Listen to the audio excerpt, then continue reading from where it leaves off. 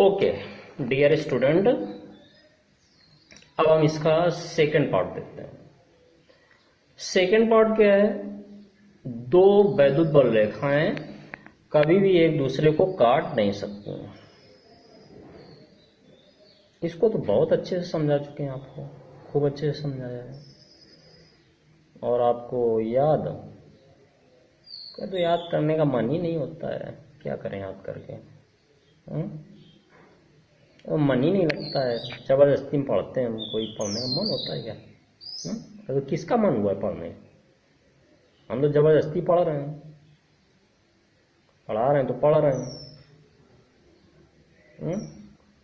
काश ही पढ़ना ना पड़ता तो कितना अच्छा होता, रात दिन सोने को मिलता, कितना अच्छा होता। क्यों भाई? देख लो थोड़ा सा, इसको भी देख लो। दो वैद्युत बल रेखाएं एक दूसरे को कभी भी काट नहीं सकती।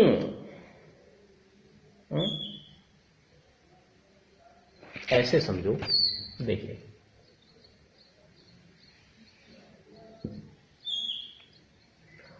एक वैद्युत बल रेखा ये है, दूसरी वैद्युत बल रेखा ये है, एज लाइक दिस। ओके, यदि कोई परीक्षण आवेश Q0 इसमें रखा जाए, देन व्हाट विल हैपन? वो ऐसे चलेगा यहां पर, और जब यहां पर आएगा तो ये कौन सा मार्ग अपनाएगा भैया? कौन सा मार्ग अपनाएगा? क्या ये ऐसे अपनाएगा? क्या ये ऐसे अपनाएगा? It will get confused. ये कंफ्यूज्ड हो जाएगा, कंफ्यूज। इसे यही समझ में नहीं आएगा कि मैं कौन सा पथ अपनाऊं। इस परीक्षण आवेश को यही नहीं समझ में आएगा कि हम किस पथ में चलें, कौन सा पथ अपनाएं। It will get confused. तो दो वैद्युत बल रेखाएं कभी भी एक दूसरे को काट नहीं सकती, कभी भी नहीं काटेंगे। अंडरस्टैंड? इस बारे में मैं खूब डिटेल में आपको समझा चुका हूं, और एक बार फिर से मैंने इसे दोबारा फिर से आपको समझा दिया है। अब हम लोग नेक्स्ट क्वेश्चन देखते हैं। एक क्वेश्चन पढ़ता हूं, ऑलरेडी कल का लगा हुआ है, और उसके बाद फिर उससे पहले का क्वेश्चन देखूंगा मैं।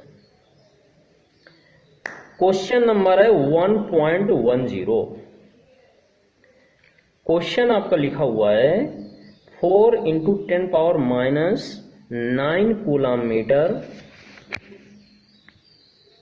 मीटर द्विध्रुव आघूर्ण का कोई वैद्युत द्विध्रुव 5 × 10⁴ न्यूटन प्रति कूलम परिमाण के किसी एक समान विद्युत क्षेत्र की दिशा में 30 अंश पर संरेखित है। ओके, द्विध्रुव पर कार्यरत बल आघूर्ण का परिमाण परिकलित कीजिए। वैद्युत द्विध्रुव जानते हैं क्या होता है?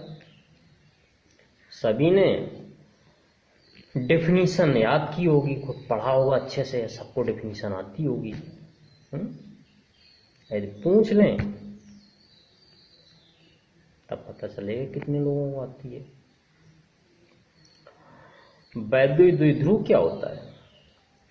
वैद्युत द्विध्रुव एक ऐसी संरचना है, एक ऐसा निकाय है जिसमें दो बराबर किंतु विपरीत आवेश एक दूसरे से अल्प दूरी पर स्थित होते हैं। That is electric dipole. दूरी क्या होती है? 2L, आवेश क्या होते हैं, क्यू क्यू होंगे, but they are opposite to each other, लेकिन वो एक दूसरे के विपरीत होते हैं। तो यहां पर आवेश नहीं दे रखा,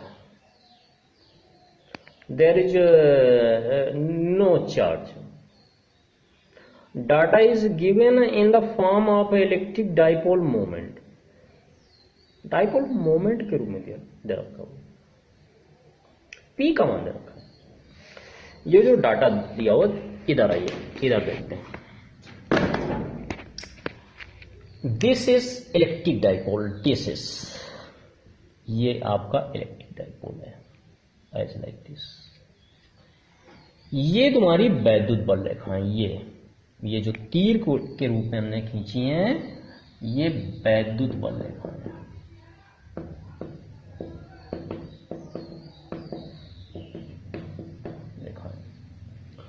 ओके, और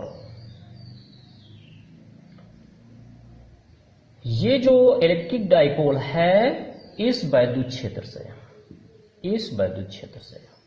इससे 30 डिग्री के एंगल पर रखा हुआ है। It is eight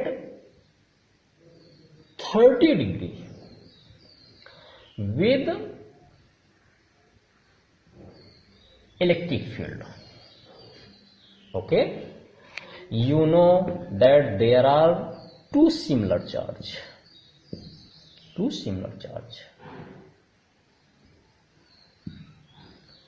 similar but equal in their sign, but opposite in their sign, as like this. Here given data is theta is equal to 30 degree, this is 30 degree. P is equal to 4 into 10 power minus 9 cm coulomb meter.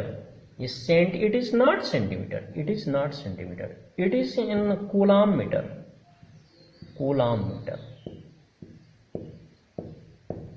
as like this, coulomb meter.